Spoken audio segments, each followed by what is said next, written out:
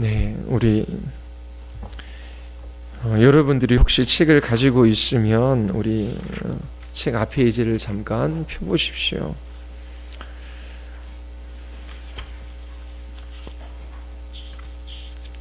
네, 아가서의 메시지 부부를 위한 지혜. 자, 이 제목을 딱 보면 이 아가서를 이렇게 설교한 이 분이 어떻게 성경을 해석하고 있는지를 이제 볼 수 있습니다. 자, 우리 제목만 한번 보겠습니다. 아가서 소개하고요. 그 다음에 자, 첫 번째가 뭐지요? 육체적 친밀감을 누림이지요. 예, 육체적 친밀감, 이건 부부 사이에서의 이야기로 이 아가서를 지금 해석하고 있는 것입니다. 두 번째는 관계적 친밀감, 세 번째 정체성을 확인함, 세 번째 의미를 찾음. 자, 그리고 결론 부분이 있습니다. 여러분들이 오늘 저와 함께 이 말씀을 공부하면 이제 아가서를 어떻게 읽고 해석해야 될 줄을 이제 배울 거예요. 성경 이 66권 전부는 하나님의 말씀이지요. 때로 우리가 이 아가서 같은 것들을 읽을 때에 이것이 성경에 왜 들어와 있을까? 이 아가서가 주는 메시지가 무엇이지? 그리고 도통 읽어도 이 전체적인 구조가 눈에 잘 들어오지 않을 수 있어요. 그리고 예언서도 쉽지 않은 그런 부분들이 있어요. 그런데 우리가 복음서를 읽거나 또 바울서신을 읽을 때에 우리의 마음속에 훨씬 더 생생하고 가까이 다가오지요. 그래서 목회자들도 설교를 할 때에 좀 이 신약은 설교하기가 훨씬 더 용이할 수 있어요. 그리고 예언서나 이런 아가서 같은 것들은 이제 좀 설교하기가 쉽지 않은 부분이기도 합니다. 그런데 성경 전체가 하나님의 말씀임을 우리는 그렇게 신앙으로 고백합니다. 그래서 우리가 좋아하는 성경만 읽으면 이 성경 전체가 하나님의 말씀이라고 하는 이 고백이 훼손되어지는 거예요. 그래서 우리는 성경을 부분으로 받지 않고 전체로 받지요. 이 전체 성경은 하나님의 영감으로 기록된 하나님의 말씀이다. 전체 모든 성경이 하나님의 영감으로 기록되어져 있어요. 그래서 전체 성경을 우리는 하나님의 말씀으로 받고 소중히 여기며 그 말씀을 늘 읽고 그리고 그 말씀을 듣고 또 그 말씀을 연구해야 하는 것입니다. 자, 솔로몬이 지은 최고로 아름다운 노래로 이렇게 전통적으로 해석하고 있습니다. 그런데 성경학자들이 이 아가서를 잘 살펴보니까 솔로몬이 지은 것이 아니고 솔로몬을 위하여 그렇게 모아진 시일 가능성도 있고 아니면 그 후세대에 그렇게 모아진 시일 수도 있다라고 하는 여러 가지 해석을 내놓습니다. 전통적으로 아가서 1장 1절이 솔로몬의 아가라라고 그렇게 이야기하고 있지요. 이 아가는 아름다운 노래, 사랑의 노래라고 하는 의미를 가지고 있죠. 히브리어로 최고의 노래 중에 노래로 그렇게 해석을 할 수 있습니다. 이 아가서는 최고의 노래입니다. 최고의 사랑의 노래이지요. 이 아가서를 이 개역 개정판으로 읽어도 마음속에 그렇게 잘 다가오지 않아요. 그런데 현대인의 성경이나 표준세 번역, 개역 한글판으로 읽으면 이 개역 한글, 현대인의 성경 정도로 읽으면 좀 의미가 더 생생하게 다가옵니다. 제가 1장 1절서부터 5절까지 한번 읽어볼게요. 솔로몬의 가장 아름다운 노래, 이제 그게 1장 1절입니다. 그리고 영어 성경에도 보면은 이거는 여자가 하는 것이다, 남자가 하는 것이다, 아니면 친구들이 하는 것이다 라고 하는 그런 표시가 있어요. 현대인의 성경 보면은 표준 세번역에 보면 이제 여자라고 그렇게 이야기하고 있습니다. 이제 여자가 이야기하는 거죠. 나에게 입 맞춰 주세요. 숨막힐 듯한 임의 입술로 임의 사랑은 포도주보다 더 달콤합니다. 임에게서 풍기는 향긋한 내음, 사람들은 임을 쏟아지는 향기름이라고 부릅니다. 그러기에 아가씨들이 임을 사랑합니다. 나를 데려가 주세요. 어서요. 임금님 나를 데려가 주세요. 임의 침실로. 자, 그리고 이제 친구들이 이야기하는 것입니다. 우리는 임과 더불어 기뻐하고 즐거워하여 포도주보다 더 진한 임의 사랑을 기리렵니다. 아가씨라면 누구나 임을 사랑할 것입니다. 그리고 나서 이제 여자가 이야기하는 겁니다. 예루살렘의 아가씨들아, 내가 검어서 예쁘단다. 게달의 장막 같고 솔로몬의 휘장 같다는구나. 이렇게 이루어져 있어요. 그리고 이제 4장에 가면은 남자의 고백이 있어요. 그리고 5장에 가면 여자의 고백이 있거든요. 우리 4장 한번 읽어 보십시오. 남자가 이렇게 이야기하는 겁니다. 아름다워라 나의 사랑, 아름다워라 너울수 그대의 눈동자는 비둘기 같고 그대의 머리새는 길랏 비탈을 내려오는 염소떼 같구나. 그러면서 이 아름다운 여인, 이제 남편이 아내를 향한 어떤 그런 사랑의 시입니다. 쭉 그렇게 나오고 있고 5장 10절에 가면 이제 아내가 남편을 향한 고백, 여인이 그 사랑하는 남자를 향한 고백이지요. 내가 사랑하는 그분은 깨끗한 외모의 혈색이 붉은 건강한 분이랍니다. 수많은 사람 가운데서도 뛰어나지요. 그의 머리는 순금 같고 굽이치는 머릿결은 까매기처럼 검습니다. 그의 눈은, 그의 볼은, 그의 두 팔은, 그의 다리는, 그의 입은, 쭉 그러면서 남자는 사랑하는 여인의 아름다운 모습을 시적으로 표현하고, 그리고 또 이 여자는 사랑하는 남자를 그 아름다운 시로 그렇게 표현하고 있습니다. 이 남자와 여자 간의 뜨거운 사랑을 노래하는 시가 아가서예요. 그런데 쭉 읽어보면 뭐 여기서 뭘 하나님의 말씀을 발견할 수 있을까라고 하는 그런 의문이 들어요. 더 나아가서 어떻게 이런 이 남녀 간의 뜨거운 사랑을 노래하는 이러한 아가서 같은 것이 성경에 들어왔을까? 남녀 간의 육체적인 그 아름다움과 또 육체적인 그 사랑을 노래하는 글이 성경에 있는 것이 합당한가라고 하는 질문을 제기하기도 합니다. 그래서 이 예전서부터 이 아가서에 대한 뭐 상반된 의견이 있어요. 첫 번째는 표면적으로 이 아가서는 육체적인 사랑, 육체적인 관계의 친밀함을 아주 상세하게 묘사하고 있어요. 그러니까 성적인 장면들이 이렇게 성경에 나오는 겁니다. 그래서 이 유대인의 정서에는 잘 맞지 않아 30살 되기 전까지는 이 아가서를 읽지 말라. 그래서 금서로 정하기도 했어요. 생생한 남녀의 사랑의 이야기가 아주 시적으로 묘사되어져 있고 또 구체적으로 묘사되어져 있기 때문이지요. 그런데 이제 이렇게 문자적으로 그렇게 남녀의 사랑 이야기로 보아서 좀 이렇게 읽는 것을, 어린아이들은 읽는 것을 좀 자제하는 때가 있었고요. 또 한때에는 이 아가서를 하나님과 이스라엘 백성 간의 관계로 해석을 했어요. 그래서 해마다 6월절에 이 아가서를 낭독하고 또 안식일에도 주로 이 아가서를 읽기도 했습니다. 그래서 이 아가서에 대한 상반된 반응이 있었어요. 한쪽에서는 어느 정도 나이가 될 때까지는 읽지 못하게 했고, 또 다른 한쪽에서는 절기 때 그리고 안식일에 즐겨 읽었습니다.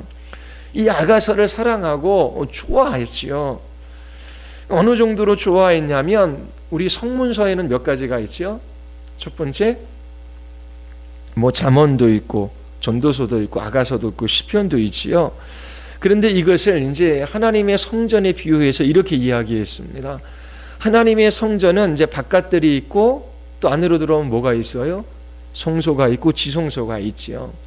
그러면 이 잠언은 성전의 바깥들에 비유했어요. 전도서는 이 성전의 성소에 비유했고, 이 아가서는 이 성전의 지성소에 비교했어요. 하나님의 임재가 있는 이 지성소에 비교해서 이 아가서를 이야기를 했습니다. 그만큼 이 아가서를 사랑하고 소중히 여겼지요. 자, 그러면 왜 이런 상반된 반응이 이제 일어나느냐라고 하는 것입니다. 그거는 해석 때문에 그렇습니다. 이 아가서를 두 가지 방식으로 해석할 수 있어요. 하나는 이 아가서를 문자 그대로 해석하는 것입니다. 문자대로 해석하면 이 아가서는 남녀 간의 뜨거운 사랑의 이야기예요. 그렇게 해석하는 방식이 있고, 또 다른 하나는 문자 이면에 있는 의미를 찾아내는 것이지요. 그래서 하나님과 이스라엘 백성 사이에 열렬한 사랑의 이야기로 이 아가서를 해석했던 것입니다. 그러면 이 아가서를 읽을 때 어떤 해석이 더 주류였을까요? 옛부터 사람들은 이 아가서를 문자적으로 읽기보다도 그 문자 이면에 숨겨져 있는 의미를 찾으려고 했어요. 이게 상징적인 해석을 했던 것이지요. 그리고 상징적으로 해석할 때 이것이 성경 안에 들어와 있다라고 하는 것을 더 자연스럽게 받아들이게 되는 것입니다. 이 상징적인 해석이 이제 풍유적인 해석이에요. 알레고리적인 해석이라는 말 들어보셨지요? 그래서 문자 그대로 이 아가서를 받아들이기보다도 하나님과 이스라엘 백성들 간의 뜨거운 사랑으로 이 아가서를 해석을 했습니다. 풍유적 해석이라고 하는 것에 관해서 여러분들에게 조금 설명을 할게요. 풍유적 해석 방법은 성경의 문자적 의미 이상의 참뜻을 지니고 있다라고 하는 그런 사상에 이제 기초를 두는 것입니다. 이 풍유적 방법은 헬라인들이 처음 사용했어요. 그들에게는 신화가 있었고 또 그 헬라적 유전이 있었어요. 근데 신화와 그들의 삶 속에서 전통으로 있었던 그 유전 사이에 충돌들이 일어난 거예요. 그래서 이 신화를 풍요적인 방법으로 그렇게 해석해서 그들의 유전 전통을 잘 이해하려고 그들은 노력을 했어요. 그래서 신화를 문자적으로 해석하기보다도 그 문자 속에 있는 깊은 뜻을 이제 찾아내려고 헬라인들이 했던 겁니다. 근데 예수 그리스도 당시에도 이 헬라 철학을 용납하는 유대인들이 있었습니다. 그래서 그들이 이 성경을 헬라인들에게 더 잘 좀 그렇게 해석하고, 그리고 또 이 모세의 전통을 잘 그렇게 그들이 이해하기 위하여 이 풍유적 해석 방법을 그렇게 도입을 했습니다. 그래서 필로라고 하는 사람은 문자적으로 이해하는 것은 그 이해의 단계가 미완숙한 상태를 가리키는 것으로 그렇게 믿었지요. 그래서 한때는 이 풍유적 해석 방법이 아주 유행하기도 했어요. 그래서 오늘날 이단이나 잘못된 사상을 가르치는 그런 교회, 또 목회자들에게도 이 풍유적 해석이 이제 유행하기도 합니다. 이단들에게 특히 더 그래요. 풍요적 해석이 무엇인지를 그 예로 들을 때에 이제 여러분들이 야가서를 이해하기가 좀 더 쉬울 거예요. 그 안상홍 증인회가 있지요. 이제 뭐라고 이야기하냐면 하나님의 교회에서 나왔습니다라고 이렇게 이야기를 해요. 하나님의 교회 들어보셨지요? 근데 안상홍 증인회인데 이 안상홍 씨는 이제 돌아가셨어요. 그리고 그 안에 장길자라고 하는 그 이제 분이 계신데, 이제 그 사람을 이제 그 교주가 되었죠. 그래서 이제는 장길자교라고 해요.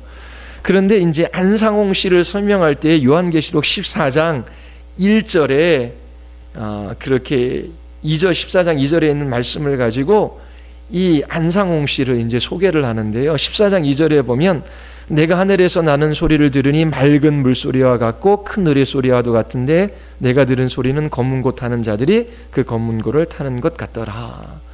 그래서 맑은 물소리라는 게 있잖아요. 이것이 이제 안상홍 씨의 이 홍자에 해당한다라고 해석을 합니다. 그리고 검은고 타는 것 같더라라고 하는 것을 이제 안상의 이제 상자에 해당한다라 그래요. 그래서 한자 상자를 보면 우편에 검은고 소리라고 하는 그러한 그 의미를 그렇게 이제 이야기하기도 합니다. 그래서 이 성경에서 이 안상홍 씨를 그런 메시아 같은 존재로 그렇게 설명하고 있다라고 하는 것을 그렇게 해석하는 것이지요. 그런데 보면은 중간에 큰 을의 소리와도 같은데 라고 하는 말이 있어요. 이 말은 해석을 안 해요. 그 큰 을의 소리와도 같은데 라고 하는 이 말을 안상홍 증인회에서 설명하는 것처럼 설명하면 이건 울의 뢰자로 설명해야 되거든요. 그러면 이름이 뭐가 돼야 하냐면 홍례상이 돼야 돼요. 안상홍이 아니라 그렇게 해석하면. 이런 것들이 이제 풍요적 해석이에요. 또 몇 가지 이제 더 예를 들게요. 이제 어느 목사님은 이건 이제 전통교회에서도 이렇게 해석해요. 가나안 혼인잔치이지요. 가나안 혼인잔치가 있으면 이제 물이 포도주로 바뀌지 않습니까? 그러면 이 말씀을 해석할 때 이제 바뀐 시점이 어디냐라고 그렇게 묻습니다. 그러면서 이 가나안 혼인잔치가 의미하는 것이 무엇인지 그 문맥을 통해서 파악하는 것이 아니라 그 문자적인 의미를 이제 해석을 하려고 해요. 그래서 하인이 그 물을 그렇게 이게 주전자에 담으려고 하는 순간에 바뀌었는지, 아니면 물을 이렇게 그 바가지에다 담고 옮기는 동안에 이것이 포도주로 바뀌었는지, 아니면 그 물을 잔에 따르는 순간에 포도주로 바뀌었는지, 그렇게 이제 언제 바뀌었는지 그렇게 이제 설명을 하고자 합니다. 그러면서 결론을 어떻게 내리냐면, 이 하인이 바가지로 물을 퍼서 그 물 항아리로 옮기는 동안에 바뀌었다라고 해석을 해요. 그러면 그렇게 해석을 하고 뭐라고 이야기하냐면, 이처럼 예수님의 말씀에 충성스럽게 이렇게 봉사를 하고 충성스럽게 순종하고 그렇게 말씀을 따를 때에 이러한 놀라운 기적이 일어난다. 그러면서 그 하인이 예수님의 말씀을 따르는 그 충성스러움이 이 본문의 포커스를 맞추는데, 본문의 의미는 그런 게 아니거든요. 그리고 또 여러분들 많이 들어본 게 이제 누가복음 그 10장에 있는 선한 사마리아인의 그런 사건에 대한 이야기예요. 여러분들이 아마 오래도록 신앙생활을 했으면 이 본문을 해석하는 알레고리적인 그런 설교를 아마 들어보셨을 거예요. 근데 그 구원파 중에 기쁨 말씀 선교회인가요? 말씀 기쁨 선교회 뭐가 있죠? 예, 거기에 이제 그 박옥수 씨가 알레고리적인 해석을 많이 해요. 그 거듭남과 무슨 비밀 그런 책도 있지요. 그런 책도 알레고리적인 해석이, 이 풍요적 해석이 많이 들어가 있거든요. 근데 여러 가지 문제점이 많아요. 그런데 이제 이 강도 만난 사건을 이제 박옥수 씨가 어떻게 해석하냐면, 이제 풍요적인 설교를 하는데요. 이 사마리아인은 예수님이다. 그리고 기름은 이제 성령님, 포도주는 기쁨, 데나리온 둘은 2000년 후 주님이 오신다라고 하는 약속. 그렇게 해석을 해요. 그런데 이런 해석 방법이 이제 박옥수 씨가 찾아낸 해석 방법이기도 한데, 이것이 이 시대에 있었던 것이 아니라 초대교회 교보 시대서부터 이런 풍요적인 해석 방법이 있어요. 그리고 그 중세 시대 종교개혁 이후 또 현대까지도 이런 해석 방법이 계속 이제 나오거든요. 그래서 그 교보 시대 때 해석했는데 이 박옥수 씨보다 좀 더 풍요적으로 해석하는데 이 성경에 더 맞게 해석을 해요. 뭐라고 해석하냐면, 여리고로 내려가는 이 이제 강도 만난 사람을 인간의 성품 혹은 아담이라고 그렇게 해석을 해요. 그리고 그가 떠나 내려온 그곳을 이제 선상의 도시 예루살렘으로 해석하고요. 여리고를 타락한 도시, 저주하에 있는 도시로 해석합니다. 그리고 강도들을 마귀와 그의 천사들, 또 옷을 벗기는 것을 인간이 원래 입었던 의의 옷을 벗기는 것, 제사장과 레인, 구원하기에 무능한 율법, 선한 사마리아인, 그리스도인, 기름, 성령, 포도주, 그리스도의 고난으로 흘린 피. 그렇게 해석하거든요. 이렇게 해석하는 설교 들어보신 적 있으신가요? 없으셔요? 이 강도 만난 사건의 핵심은 이제 예수님께서 누가 내 이웃이냐라고 이 세 사람 중 누가 강도 만난 사람이 이웃이냐고 물어보시잖아요. 그러면 이제 선한 사마리아인이거든요. 그러면 너도 이와 같이 하라라고 말씀하셔요. 근데 이것은 이제 누가 내 이웃이냐라고 하는 거거든요. 이처럼 도움을 필요로 하는 사람이 너의 이웃이다라고 하는 것을 이제 가르쳐 주기 위하여 예수님께서 이 말씀을 하시는 거예요. 이런 풍요적인 해석은 성경에 적합하지 않습니다. 그런데 이제 이 유대인들도 이 아가서를 풍요적으로 해석을 합니다. 이 히브리서를 아람어로 번역한 이 탈금 아가서는 하나님이 이스라엘 백성을 구속하는 구속사로 이해해요.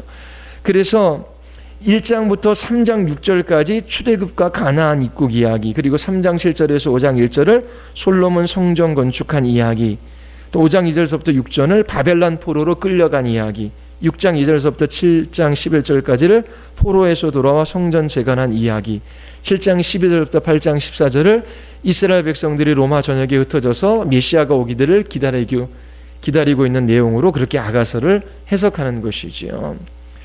그러니까 이 풍요적인 해석을 통해서 이 아가서를 하나님이 이스라엘 백성들을 어떻게 구속하는지 그 구속사의 이야기로 이 아가서를 해석합니다. 좀 무리가 있지요. 그리고 이제 이 유대인들 가운데 신비주의자들이 있어요. 구속사 정도로 해석하는 것으로 끝나는 것이 아니라 하나님과 이스라엘 백성 간의 개인적인 관계를 노래하는 것으로 그렇게 해석을 합니다. 그러면 이제 정통 기독교가 어떻게 이 아가서를 해석하느냐라고 했을 때에 정통 기독교도 풍요적 해석을 그대로 받아들입니다. 제가 전에 있었던 그 교회 우리 목사님이 이 아가서의 어느 한 본문을 가지고 하나님의 깊은 사랑을 경험하라라고 하는 것을 설교와 그걸 책으로 냈어요. 그럼 하나님의 깊은 사랑을 경험하라라고 하는 그 책 제목을 통해서 아가서를 어떻게 해석했는지 알 수 있겠지요. 예? 하나님과 이스라엘 백성들 간의 뜨거운 사랑의 관계로 그렇게 이 유대인들이 해석을 했어요. 그리고 이 기독교에서는 그리스도와 교회와의 관계, 그리고 더 나아가서 그리스도 개인과 이 그리스도와의 관계로 이 아가서를 해석합니다. 이것은 이제 풍요적 해석이에요. 그래서 지금 정통 기독교도 풍요적 해석을 전혀 쓸모없는 것이 아니라 어느 정도 받아들이고 있어요. 그래서 그리스도와 교회와의 관계로 이제 이 해석을 이제 아가서를 그렇게 해석을 합니다. 그런데 이제 19세기 그 이후에 조금 이제 분위기가 바뀌었어요. 그래서 고대 근동 지방에 대한 연구가 일어나고 이 아가서를 보니까 이것은 전형적인 연애시의 형태를 가지고 있어요.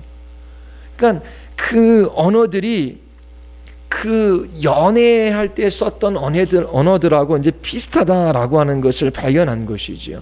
그래서 그것을 영적인 의미로 해석하기보다도 남녀 간의 사랑 이야기로 해석해야 된다라고 하는 그 주장이 훨씬 더 많이 나오게 됩니다. 이 알레고리적인 해석, 이 풍요적인 해석은 자의적, 개인적인 해석이 될 수 있고 그리고 주관적이기 때문에 다양한 해석들이 나오게 돼요. 그래서 문자 그대로 이 아가서를 읽어야 한다라고 하는 그러한 주장들이 이제 크게 나오게 됩니다. 그러면 이제 아가서가 나를 어떻게 읽을 것인가라고 하는 것입니다. 어떤 사람은 문자적으로 이 아가서를 읽어야 한다라고 주장하는 사람도 있고요. 어떤 사람은 문자적인 것이 아니라 풍요적으로 해석을 해야 한다라고 그렇게 말하는 사람도 있습니다. 자, 여러분들은 아가서를 읽어볼 때 어떻게 해석하는 것이 합당합니까? 여러분들이 읽은 이 말씀 있지요. 아가서의 메시지 부부를 위한 지혜, 이 제목에서 딱 보면 이 아가서를 어떻게 해석하는 것 같아요? 아가서를 문자적으로 해석을 하는 겁니다. 이것도 그냥 남녀 사이, 그리고 특별히 부부관계 속에서 일어나는 그 사랑의 뜨거움, 열렬함, 그것을 가지고 이 아가서를 보는 거예요. 그리고 맨 마지막에 하나 있어요. 의미를 찾음이라는 게 있지요. 이 의미를 찾음이라는 게 뭐겠어요? 거기서 하나님의 사랑을 찾으려고 하는 거예요. 이렇게 풍요적 해석이 조금 가미되는데 전체적인 건 뭐라고요? 문자적인 의미, 남녀 간의 뜨거운 사랑이 시로 보고 여기에서 부부관계를 어떻게 맺어야 되는지 거기서 지혜를 찾아내는 거예요. 그러니까 이 잠언서, 전도서, 아가서를 뭐라 그래요? 지혜서라 그러잖아요. 그래서 부부관계 속에서의 그 지혜, 그것들을 이제 찾아내는 작업을 이제 이 책은 한 겁니다. 그래서 다시 한번 읽어보십시오. 부부관계 속에서 이제 우리가 하나님께서 주시는 말씀이 무엇인지를 여기서 육체적인 친밀감, 관계적인 친밀감, 또 부부 사이 속에서의 정체성을 확인하는 그러한 메시지를 이제 이 책은 담고 있습니다. 자, 그러면 어떻게 해석을 해야 될까요? 이 두 가지 해석 방법을 이제 절충하는 그것이 이제 좋은 해석 방법일 수 있지요. 이제 먼저는 부부간의 사랑 이야기로 이 아가서를 읽는 것입니다. 그래서 187페이지 한번 보십시오. 이 책 결론 부분에 보면은 187페이지 한번 보십시오. 우리 두 번째 단락 그 밑에서 네 번째 줄 보면 이렇게 이야기합니다. 부부간의 사랑을 통하여 하나님은 우리가 즐거움을 누리고 관계를 세우고 우리 자신의 정체성을 확인하고 심지어는 하나님의 사랑에 대한 의미를 발견하기를 바라십니다. 이것이 아가서에서 우리가 확인해야 할 메시지입니다. 자, 그러면 부부간의 관계 속에서 이제 세 가지를 이야기를 해요. 어떻게요? 그 관계 속에서 즐거움을 누리는 이 복을 부부 사이에 주셨다라고 하는 거예요. 좀 안타까운 부부들이 많아요. 왜냐하면 먹고 사는 문제가 힘이 들잖아요. 그리고 그 부부 관계가 무엇인지를 잘 이해하지 못하고 어떠한 목적, 어떤 꿈을 이루어 이 부부 관계를 희생하거든요. 뭐냐면 이 남편이나 아내가 좀 하고자 하는 것이 있어요. 성공을 위하여 달려가는 것이죠. 그래서 아내한테 희생을 요구하며 헌신을 요구해요. 지금 우리가 조금 못 먹고 조금 굶주리고 그리고 조금 힘들어도 내가 이 일을 위하여 내가 지금 준비하고 있고 이것만 잘 되면 우리가 성공한 삶을 살아갈 거야. 그래서 당신이 좀 희생해줘. 이제 그런 이야기 많이 좀 듣잖아요. 제가 구체적인 이야기는 하지 않겠습니다. 마찬가지로 먹고 살아가는 일들이 눈앞에 다가오니까요. 우리가 조금 자녀들도 교육하고 또 집도 어느 정도 장만하고 좀 평안하고 안정적인 노후 생활을 우리가 좀 마련하려면 우리가 젊었을 때에 좀 이렇게 악착같이 돈을 벌어야 돼. 그런 부부들 많거든요. 그래서 어느 대기업에 다니다가 이제 음식점을 한 부부 이야기가 있어요.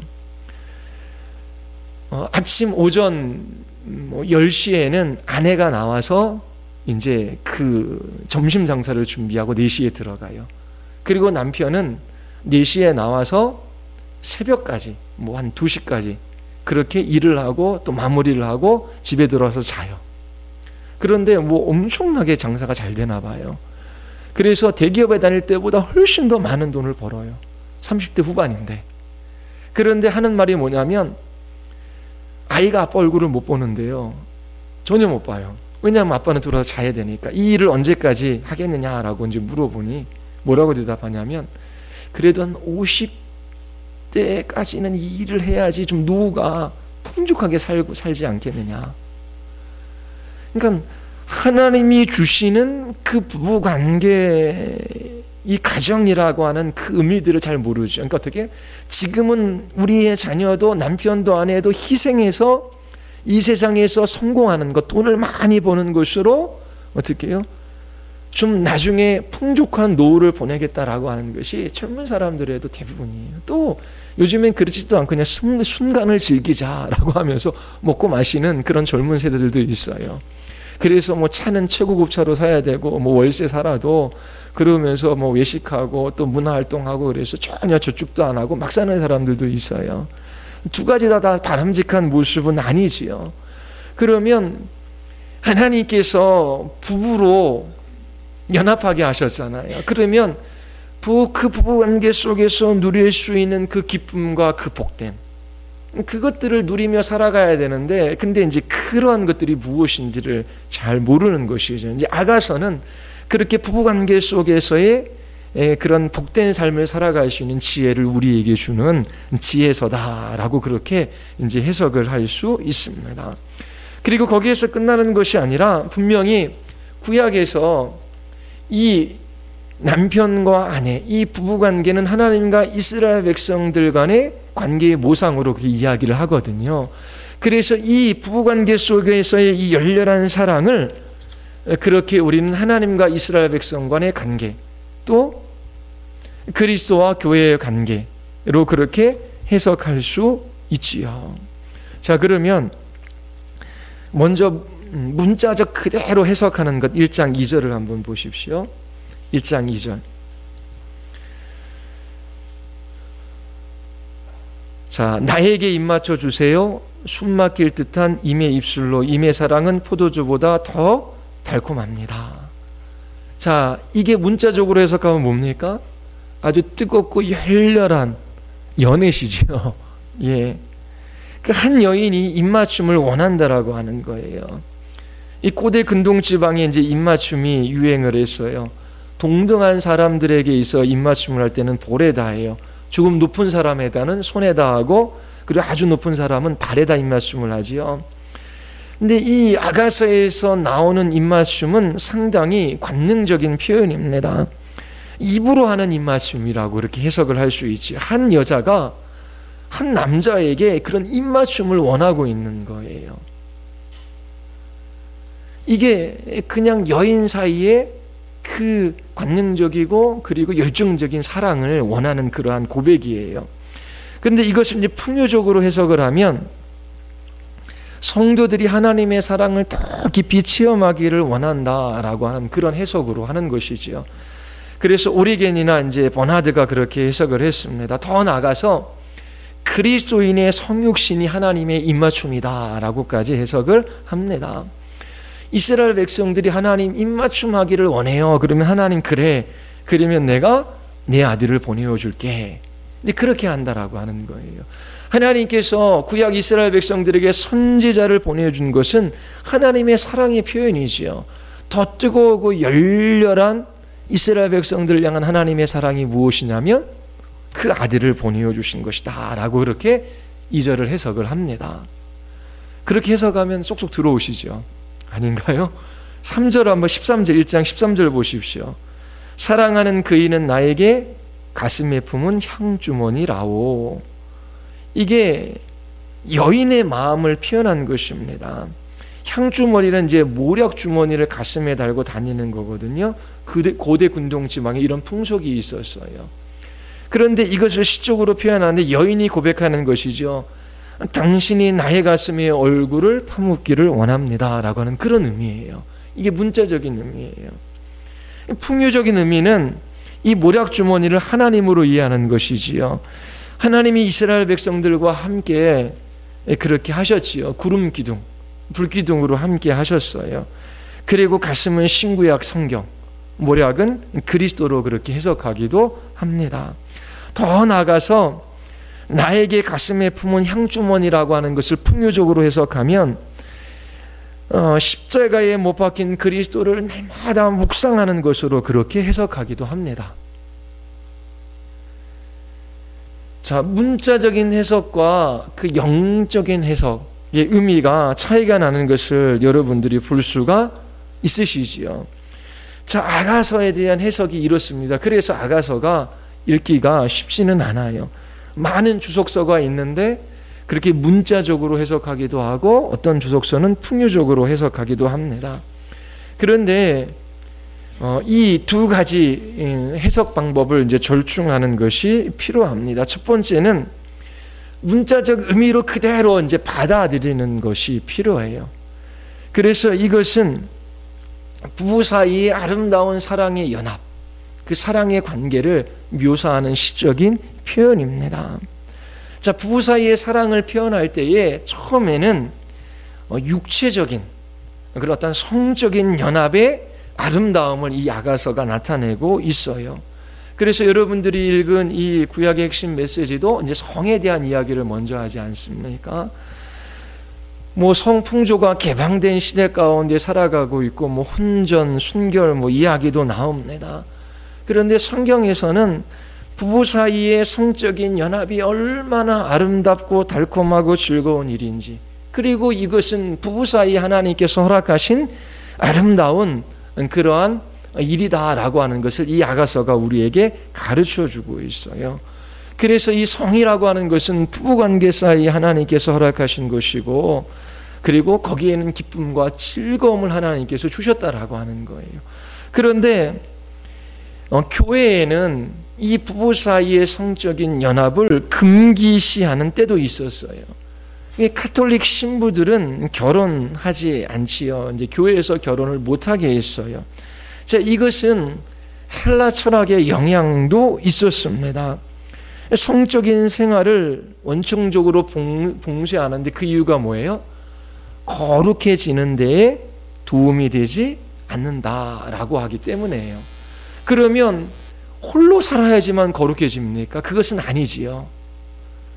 그런데 교회에서 그렇게 이 성적인 연합을 좀 터부시하고 좀 금기시했던 그런 시대도 있었어요. 이것은 뭐 헬라의 그러한 사상으로부터 온 것이죠. 영혼은 깨끗하고 육체는 더러운 것이다. 그래서 육체적인 사랑을 나누는 것을 부정적인 것으로 본 것입니다. 그런데 아가서는 그렇지 않아요. 이 부부 사이에서 누리는 성적인 아름다움을 분명히 하나님께서 주신 복으로 우리에게 표현하고 있는 것입니다. 그리고 두 번째로 이 단순히 이제 부부 생활의 그런 어떤 관계의 아름다움만 표현한 것이 아니라 하나님과 하나님의 백성 간의 관계로 묘사하는 것으로 우리는 또한 이 야가서를 받아들일 수 있습니다. 가장 친밀한 관계는 부모와 자식 간의 관계가 아니라 부부와의 관계예요. 그러니까 이 부부와의 관계 속에서 육체적이고 또 정신적이고 또 영적인 연합을 통해서 하나님께서 참된 사람으로 그렇게 하나님께서 세워가시는 것이지요. 그래서 우리에게는 욕망이 있어요. 육체적인 욕망도 있고 또 상대방의 필요를 그렇게 요구하는 욕망도 있어요. 근데 부부 사이에 그렇게 서로의 필요를 채워주고 헌신하고 사랑함으로 그렇게 육체적인 것뿐만 아니라 이런 정신적인 그러한 연합을 하나님께서 이루게 하셔서 충만한 그러한 즐거움과 복을 하나님께서 이제 누리게 해 주시는 것이지요. 그런데 뿐만 아니라 이 부부 관계는 하나님과 이스라엘 백성들 간의 모형을 드러내는 관계이잖아요. 그래서 그리스도와 교회 사이의 관계, 그리스도와 신자 사이의 뜨겁고 열렬한 사랑을 우리가 이 야가서를 생각할 때에 또한 생각해 보아야 하는 것입니다. 자, 그러면 8장에 보시면 사랑이 무엇인지를 이제 이야기를 합니다. 8장 6절과 7절인데요. 제가 한번 읽어보겠습니다. 이것도 이제 표준 세번역으로 읽어볼게요. 도장 새기듯 임의 마음에 나를 새기세요. 도장 새기듯 임의 팔에 나를 새기세요. 사랑은 죽음처럼 강한 것, 사랑의 시샘은 저승처럼 잔혹한 것, 사랑은 타오르는 불빛, 아무도 못 끄는 센 불길입니다. 바닷물도 그 사랑의 불길 끄지 못하고 강물도 그 불길 잡지 못합니다. 남자가 자기 집 재산을 다 바친다고 사랑을 얻을 수 있을까요? 오히려 웃음거리만 되고 말겠지요. 사랑이 어떠한지를 아주 강렬하게 표현하고 있는 구절이에요. 사랑이 얼마나 가치가 있고 얼마나 귀중한 것인지를 그렇게 나타내어 보여주고 있지요. 남편이 아내에게 말합니다. 도장 새기듯 임의 마음에 임의 팔에 자기를 새겨달라고 하는 것이지요. 도장처럼 사랑하는 아내의 마음에 영원히 자리 잡기를 원한다라고 하는 그런 사랑의 고백이에요. 늘 함께 있기를 소원하는 그런 마음의 간절한 표현이지요. 이 사랑이 죽음처럼 강렬함을 시적으로 묘사하고 있어요. 세상에서 가장 강한 것이 뭐예요? 죽음이거든요. 죽음은 모든 것을 다 빼앗아 갑니다. 그런데 이 사랑이 죽음처럼 그렇게 강렬하다라고 말하고 있어요. 한 남자와 한 여자의 사랑을 방해할 수 있는 것이 아무것도 없다라고 하는 거지요. 솔로몬과 슐람미 여인, 왕과 포도원집 딸의 사랑, 아무리 큰 신분 차이가 있다라고 하더라도 이 사랑은 죽음만큼 강력해서 그 무엇도 이 사랑을 가로막을 수 없다라고 하는 그러한 이 사랑의 강렬함을 이렇게 시적으로 아가서가 표현하고 있습니다. 부부간의 사랑도 이런 배타적인 사랑이에요. 이 사랑에 누구든지 끼어들 수가 없는 것입니다. 바닷물도 강물도 이 사랑의 불길을 끄지 못하는 것이지요. 그런데 이것이 단지 부부사랑의 관계 속에서만 그렇게 이야기하는 것이 아니라 어떻게 해요? 그리스도와 교회의 관계 속에서 이 사랑의 아름다움이 있다라고 하는 것입니다. 그러면 아가서를 읽을 때 우리가 이런 질문을 해볼 수 있어요. 우리가 사랑의 감정을 알잖아요. 그렇죠? 결혼하실 때 우리 장로님 결혼할 때 사랑하셔서 결혼하셨지요. 그 연애할 때 뜨거운 사랑의 감정, 그리고 결혼 생활을 해나가면서도 단지 연애 때의 그 감정 이상으로 하나님께서 연합하셔서 그 남편을 통해 하나님 아버지의 사랑을, 아내를 통해서 그리스도가 교회를 어떻게 사랑하셨는지, 이제 그러한 사랑을 통해서 정말 그 사랑의 연합을 그리스도인들은 이루어가거든요. 그러면 남편과 아내가 남편이 그렇게 열렬하고 뜨겁게 서로를 향하여 사랑할 때 그 사랑의 격렬함과 아름다움이 있어요. 사랑은 그 마음의 정서이거든요. 그렇죠? 그리고 사랑의 결과들이 이런저런 헌신과 섬김으로 나타나는 것이지요. 그런데 이 사랑이 단지 부부간의 그 마음의 정서로 끝나는 것이 아니라 그리스도를 향한 이러한 사랑이, 하나님을 향한 이러한 사랑이 있다라고 하는 거예요. 그러면 우리의 마음이 그렇게 하나님에게 끌리고 있는가?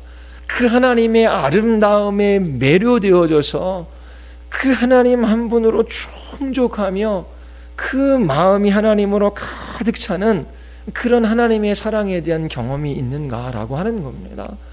주님을 향한 그 연합이 우리 안에 있어요. 그러면 단지 지적으로 내가 예수님과 연합되어져 있지라고 하는 그 정도로 끝나는 것이 아니라 부부 사이에 그 사랑의 연합을 이루어갈 때의 그 열렬한 사랑을 그렇게 우리가 경험했듯이 예수 그리스도 그분과의 사이 속에서 이런 열렬하고 친밀한 사랑을 내가 경험하고 있는가, 그런 질문을 이 아가서를 읽을 때 우리가 해볼 수 있는 것입니다.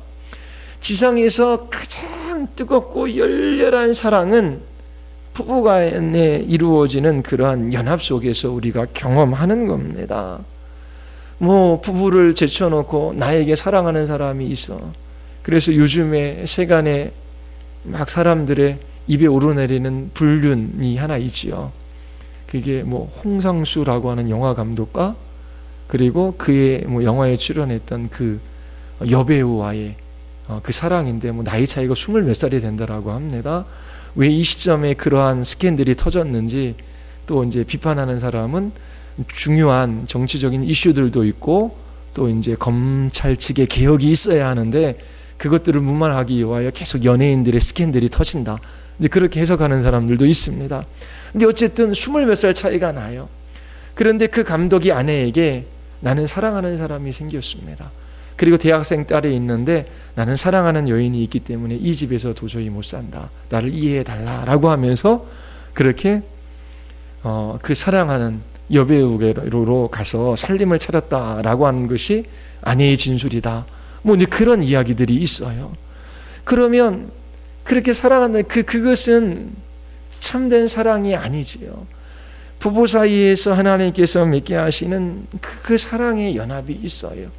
그런데 하나님을 알지 못하기에 그 사랑의 연합들을 경험을 못합니다. 그래서 잠시 그 마음속에 불붙는 그런 에로스적인 사랑을 참된 사랑인 줄 알고 사랑하다 그 마음이 식으면 또 다른 사람을 찾아 나갈 수 있는 것이지요. 그래서 어떻게 평생 죽을 때까지 한 사람만 사랑하겠느냐라고 하는 그런 사람들이 나타나는 것입니다. 그런데 이 성경은 부부 사이의 그 사랑의 연합이 얼마나 달콤하고, 그리고 얼마나 견고하고, 얼마나 뜨겁고, 얼마나 열렬한지, 그리고 이 사랑을 통해서 자기 자신을 확인하고, 그리고 우리 인생의 그 어디에서 찾을 수 없는 그 충족감을 누리며, 그 친밀함을 누리며, 그렇게 하나님께서 살아가게 하신 그러한 복이 이 부부관계에 있는 거거든요. 그런데 여기에서 끝나는 것이 아니라 어떻게 해요? 하나님의 사랑, 이 그리스도의 사랑을 그렇게 경험하고 있느냐라고 하는 것입니다. 우리가 우리 자신을 사랑하는 것도 참으로 하나님 한 분을 사랑할 때에 우리를 바르게 사랑할 수 있지요. 나를 향한 최고의 사랑은 하나님 아닌 다른 것들에 우리의 마음을 빼앗기는 것이 아니라 하나님께 우리의 마음이 빼앗기는 거예요. 그리스도에게 우리의 마음이 매료되어지는 거예요. 주님의 아름다움 앞에 우리의 마음이 녹아내리는 것이지요. 그러한 그 사랑이 있다라고 하는 것입니다. 그래서 그렇게 하나님을 사랑하고 그렇게 예수님을 사랑할 때에 우리의 아내도 남편도 그리고 우리의 이웃도 주님을 사랑하는 것만큼 희생하며 섬길 수가 있습니다. 또 우리가 이러한 부부의 사랑의 연합을 통해서 그리스도께서 교회를 향한 이 사랑이 이런 거구나라고 하는 것을 또 배워 알아가는 것이지요. 그래서 이 아가서는 단지 부부 사이의 육체적인 그리고 관계적인 친밀함만을 나타내는 것이 아니라 그리스도와 교회인 우리, 그리고 개인적으로 나와 주님과의 그 사랑의 친밀함을 나타내는 그런 아름다운 사랑의 노래라고 우리는 그렇게 해석할 수 있습니다. 여러분들이 이 아가서를 읽으면서 부부관계를 다시 한번 살펴보아야 돼요. 이 아가서를 통해서 하나님께서 우리의 가정, 우리의 부부관계 속에서 하나님께서 누리게 하시는 이 복됨이 무엇인지 그것들을 찾아가야 되는 것이지요. 그리고 거기에서 끝나는 것이 아니라 하나님과 또 그리스도와 하나님의 백성인 우리, 그리스도의 신랑, 신부인 우리와의 관계 속에서 누리게 하시는 그 사랑의 아름다움을 여러분들이 이 아가서를 통해서 발견하고 그렇게 사랑하며 살아갈 수 있는 하나님의 사람들이 되기를 바랍니다. 우리 같이 한번 기도하시겠습니다.